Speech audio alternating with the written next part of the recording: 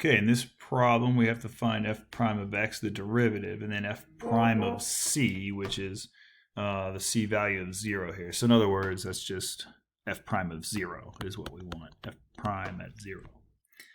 Okay, so we have some options for this function. We could avoid the product. First, you should recognize this as a product, right? It's a product of two functions of x. You can think of it like that.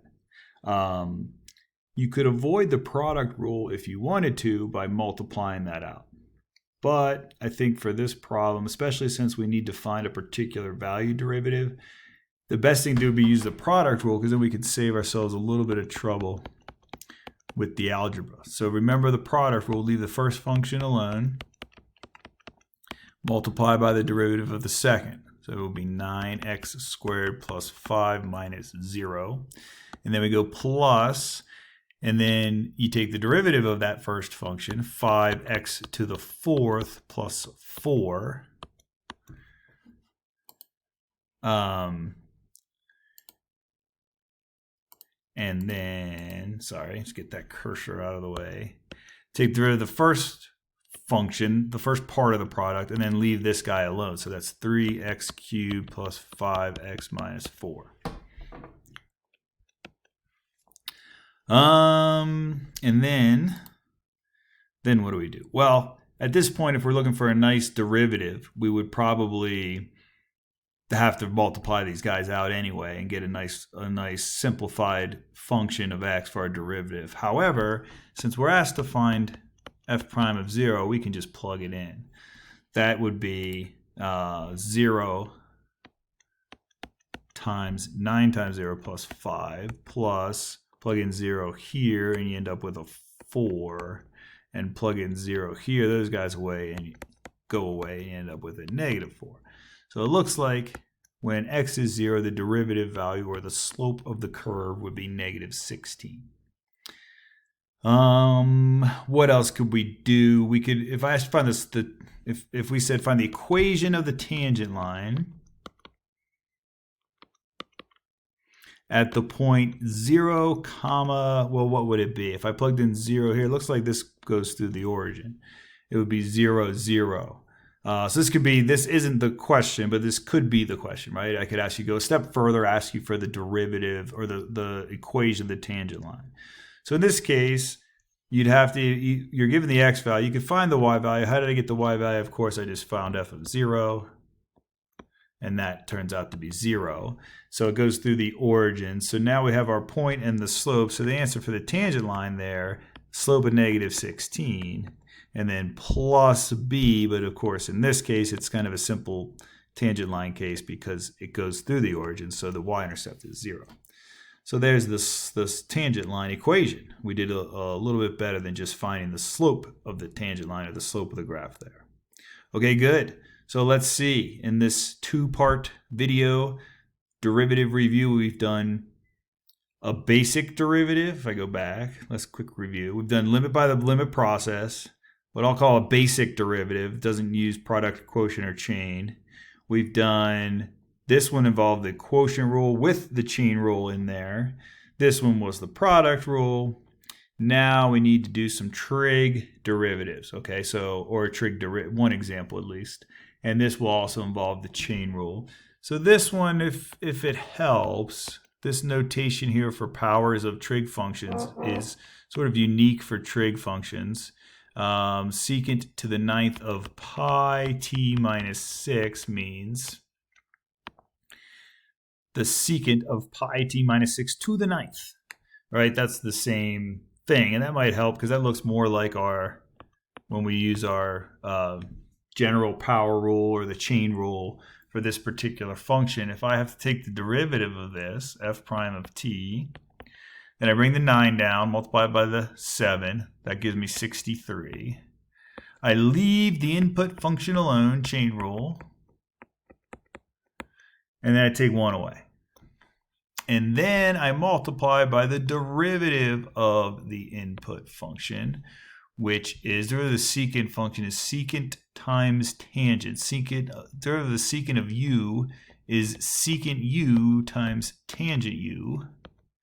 and then times u prime. That's the chain rule, right? So u prime is going to go here. So the u that I'm talking about is this input function pi t minus 6 pi t minus 6. And then the derivative of that would just be pi, right? Don't let the pi throw you off. That's the coefficient of t. That's a linear function. That input function is just linear pi t minus 6. The derivative is just the slope. Okay? So that's it. So how do we clean that up? Well, these, I can multiply the secant times the secant to the first, secant to the eighth, giving the secant to the ninth. I still have a factor of the tangent, and then the pi is just a constant, so it would be 63 pi times the secant to the ninth of pi t minus 6 times the tangent of pi t minus 6. Okay, and now for a slightly different problem, implicit differentiation.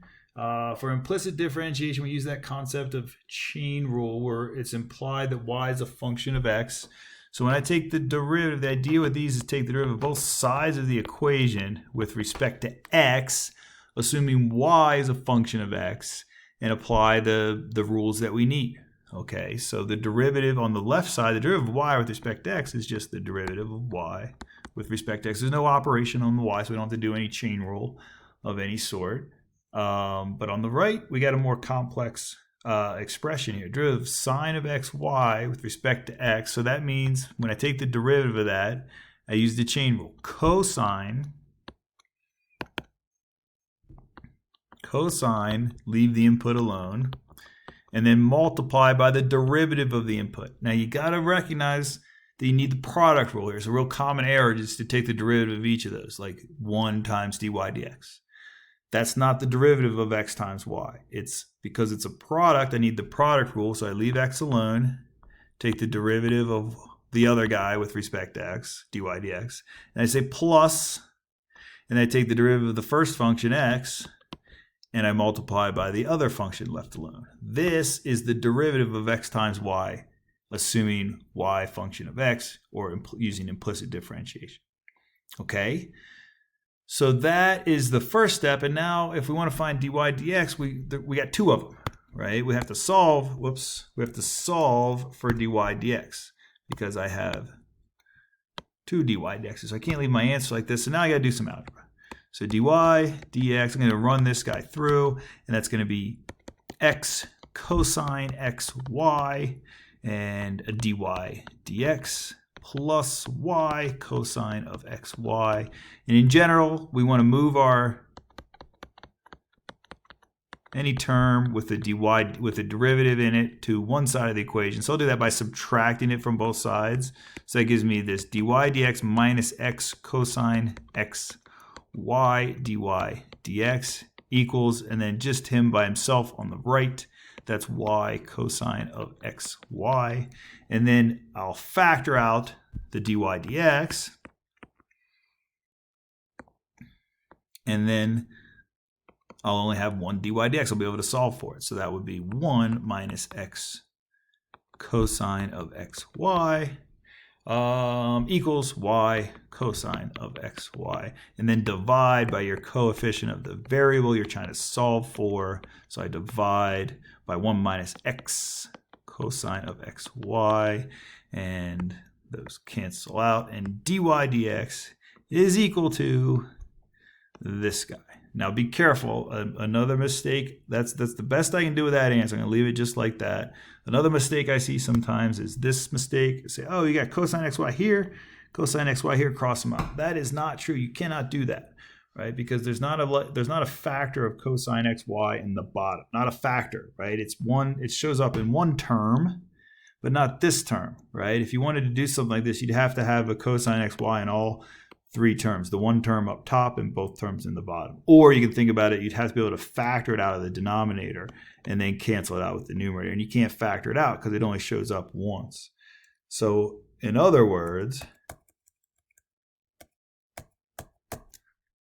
you have to leave your function like it is. Okay, so that is your answer, dy dx.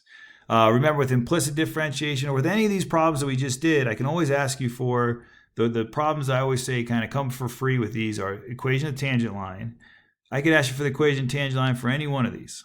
Even for this one, I could say find the equation of the tangent line at the point and give you a point on this curve, and then you'd have to find it. The derivative, of course, depends on x and y, but you'd have to plug those in. You get the value of the derivative, then you got your slope. You go from there. So that comes for free with any of these problems. We did do it for this one, but any one of these, I could say find the equation of the tangent line and give you a point on the curve. Additionally, we could say find where there's horizontal tangents. That was with this one as well, but that could be for any problem. Find where the horizontal tangent exists. Take derivative, set to 0, and solve, right? Which is a different kind of problem, but you could add that step to any of these. Okay, so that's a pretty brief review of derivatives. There's a large variety of questions. I hit a little bit of everything. One basic, one limit definition, one product rule, one quotient rule. We saw the chain rule a couple times. I got one trig function in here. So hopefully that's helpful. Let me know if you have questions.